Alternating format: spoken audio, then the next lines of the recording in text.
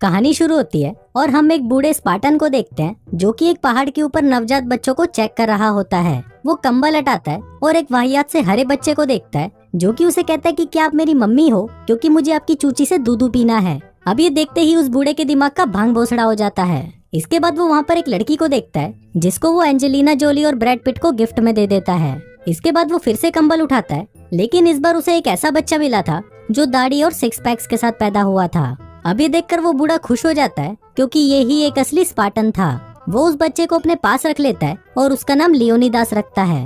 अब ऐसे ही कुछ साल बीत जाते हैं और हम देखते हैं कि लियोनिदास की दादी उसको मर्द बनने की ट्रेनिंग करवाती है। इसी दौरान वो दादी के मुंह पर एक मुक्का मारता है और उसकी दादी का पूरा जबड़ा ही बाहर निकल जाता है। अब ऐसे ही कुछ साल और बीत जाते हैं और हम देखते हैं कि लियोनिदास अब बड़ा हो चुका है, लेकिन अभी तक उसकी ट्रेनिंग खत्म नहीं हुई। अब उसे और ट्रेन करने के लिए उसके ऊपर कोड़े बरसाए जाते हैं और उसके आंडों पर पेडिग्री लगाकर उसे कुत्ते से चटवाया जाता है, जो कि बहुत दर्दनाक था। इसके साथ ही उसकी ट्रेनिंग और कड़ी करने के लिए उसे बर्फीले पहाड़ों में छोड़ दिया जाता है। तभी वहाँ पर उसे सबवे का बर्गर मिलता है, लेकिन वो बर्गर बासी था, इसलिए लियोनिदास उसे थूक देता है। फिर कुछ देर बाद वहाँ पर उन पहाड़ों में रहने वाला सबसे खतरनाक जानवर पेंगुइन आता है, जो कि इंसानों को मारने में 1 सेकंड का भी टाइम नहीं लगाता था। लेकिन इस बार वो लियोनिदास के सामने चूतियों की तरह नाचने लगता है, जिसका फायदा उठाकर लियोनिदास उसे मार डालता है। इसके बाद लियोनिदास उस पेंगुइन की खाल को पहनकर अपने महल में वापस आता है, क्योंकि अब वो वहाँ का राजा बन चुका था। वहीं सभी लोग उसके सामने सर झुकाकर उसका सम्मान करते हैं। तभी वहाँ पर चूसली आती है और उसके लिए डांस पेश करती है।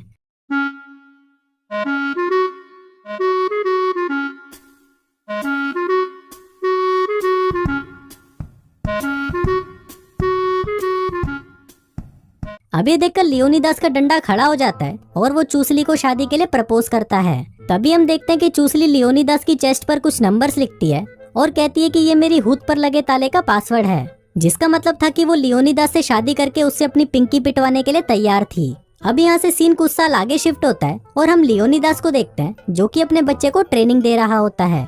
वहीं चूसली भी खड़ी होती है, जो कि बाप और बेटे को साथ में ट्रेनिंग करते हुए देख बहुत खुश होती है। तभी वहाँ पर लियोनिदास का सेनापति आता है और कहता है कि महाराज आपसे मिलने कोई दूत आया है। फिर लियोनिदास उस दूत से मिलने जाता है और उसके होठों पर किस करके उसका वेलकम करता है। वहीं दूत को उसकी ये हरकत बहुत गंदी लगती है और वो लियोनिदास को कहता है कि भोसड़ी के ये क्या बकचोदी है। लियोनिदास कहता है कि स्पार्टा में सभी मर्द एक दूसरे को किस करके ही वेलकम करते हैं और औरतों के साथ वो हाई फाई करते हैं।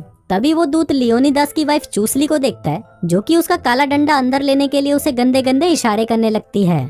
इसके बाद लियोनिदास उसका हाथ पकड़कर उसे मौत के कुएं के पास ले जाता है और उसे पूछता है कि तुम यहाँ पर क्यों आए हो। इसके जवाब में दूत उसे कहता है कि उसे पारसी राजा जायरस ने भेजा है, जो कि बहुत ज्यादा शक्तिशाली है और इस दुनिया पर राज करना चाहता है। इसलिए वो चाहता है कि लियोनिदास बिना युद्ध करे हार मान ले और उसके सामने घुटने टेक दे। साथ ही वो उसे ये भी कहता है कि महाराज ने ये भी कहा है कि वो तुम्हारी औरतों को बहुत खुश रखेगा और उन्हें नाइकी के शूज पहनाएगा। अभी सुनकर लियोनिदास बहुत दुखी होता है और अपनी प्रजा की तरफ देखने लगता है।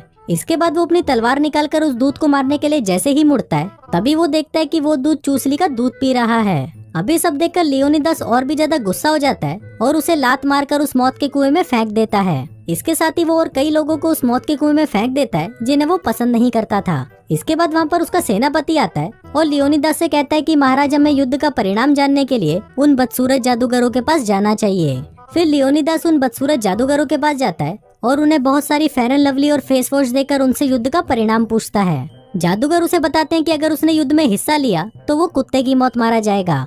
अभी सुनकर लियोनिदास अपने महल में वापस आता है और कुछ सोचने लगता है। इसके बाद वो चूसली के पास जाता है और उसे कहता है कि युद्ध के बारे में सोचकर उसे नींद नहीं आ रही। इस पर चूसली उसे कहती है कि कल रात तुम युद्ध में चले जाओगे और मुझे पूरा यकीन है कि तुम कुत्ते की मौत मरोगे, इसलिए आज रात तुम जो चाहे मेरे साथ कर सकते हो।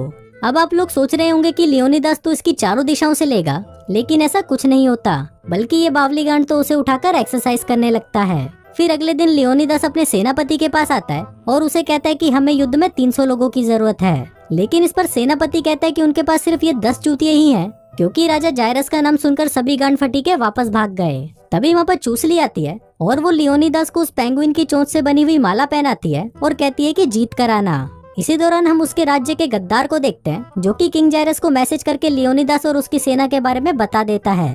इसके बाद लियोनिदास अपनी सेना को तैयार करके नाचते गाते हुए युद्ध की तरफ निकल पड़ता है।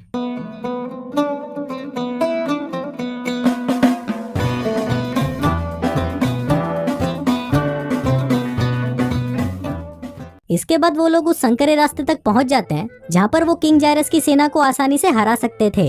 लेकिन इतना लंबा सफर तय करके वो लोग थक चुके थे, इसलिए वो लोग फ्रूटी और कोल्ड ड्रिंक पीने लगते हैं। तभी वहाँ पर पर्शियन सेना भी पहुंच जाती है और उसका सेनापति लियोनिदास को हार मानने के लिए बोलता है। लेकिन लियोनिदास बिना युद्ध करे ऐसे ही हार मानने से साफ मना कर देता है।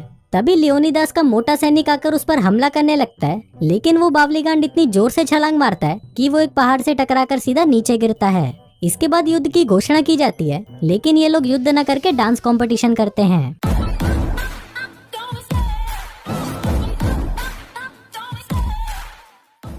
Love the chase and the hunt, and I set the pace when I'm running. I always take what I want and I always give it 100. Don't need a bank, no I'm funded. Play the game like it's nothing. I'm always thankful for something. Don't take for granted, stay humble. Now wake up, it's time to look. अब यहाँ पर ये competition Leonidas की सेना जीत जाती है, जिसके बाद वो पर्शियन सेना को पहाड़ से धक्का देकर मार डालते हैं और इस जीत की खुशी में वो बियर की बोतलें खोल लेते हैं और सेलिब्रेट करते हैं।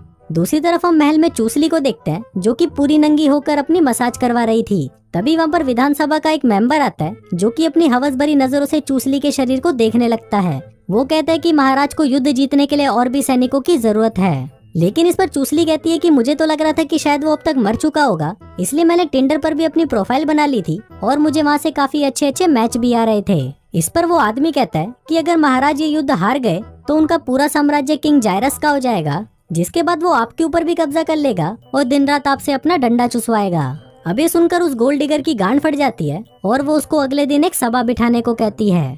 दूसरी तरफ हम लियोनिदास को देखते हैं, जिसके पास किंग जायरस आता है, जो कि दिखने में बहुत घटिया था और उसकी हरकतें भी उसी की तरह घटिया थीं। इसी दौरान जब वो अपने रथ से नीचे उतर रहा होता है, तभी वो गिर जाता है, जिस वजह से वो अपने एक सैनिक को जान से मार डालता है। इसके बाद किंग जायरस लियोनिदास को लड़कियां और दारू का लालच देकर उसे युद्ध में हार मानने को कहता है, लेकिन लियोनिदास हार मानने से मना कर देता है। तभी किंग जायरस अपने सबसे खतरनाक योद्धाओं को भेजता है और फिर ये दोनों यहाँ पर शायरियाँ बोलने का कंपटीशन करते हैं। सबसे पहले किंग जायरस की सेना बोलती है, आएंगे तेरी ही गली में चाहे देर क्यों ना हो जाए, आएंगे तेरी ही गली में चाहे देर क्यों ना हो जाए, मारेंगे स्पार्टा वालों की ही गांड चाहे जेल क्यों ना हो जाए। इसके बाद मोटे की बारी आती है और वो कहता है, हम वो आशिक हैं जो सुबह को शाम बना देते हैं, छोटी छोटी मुसम्मियों को आम बना देते हैं, हमसे पंगा ना ले ओ भोसड़ी वाले, हम वो हैं जो छोटी सी दुकान को भी गोदाम बना देते हैं। अब ये कंपटीशन फिर से स्पार्टन सिपाही जीत जाते हैं। तभी वहाँ पर एक छोटी मौसमी वाली आती है और वो गुस्से में उस मोटे की आंखें फोड़ देती है।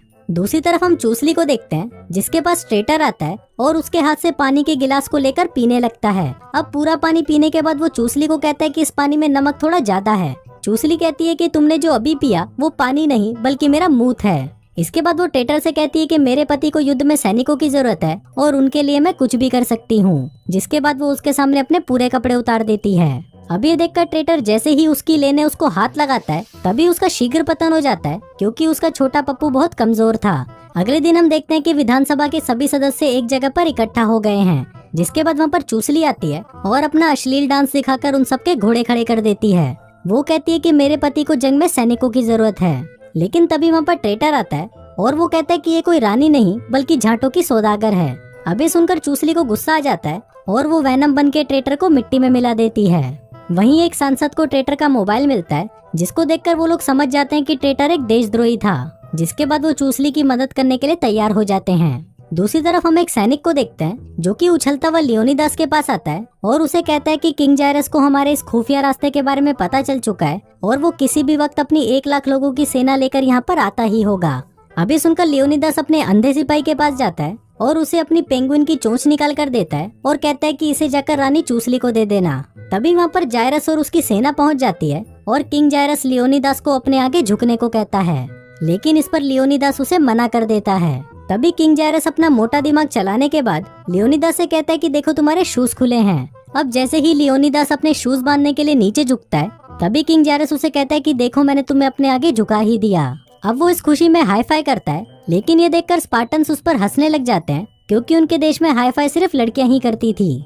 अभी देखकर किंग जायरस को गुस्सा आ जाता है और फिर वो कॉल करके अपनी 1 लाख की सेना को यहाँ पर बुला लेता है। लेकिन तभी हम देखते हैं कि वहाँ पर 2 आदमी आते हैं और वो अपने साथ एक ब्लू स्क्रीन लेकर आते हैं। अभी देखकर लियोनिदास सोचने लगता है कि ये पागल तो नहीं हो गया और ये क्या बकचोदी कर रहा है।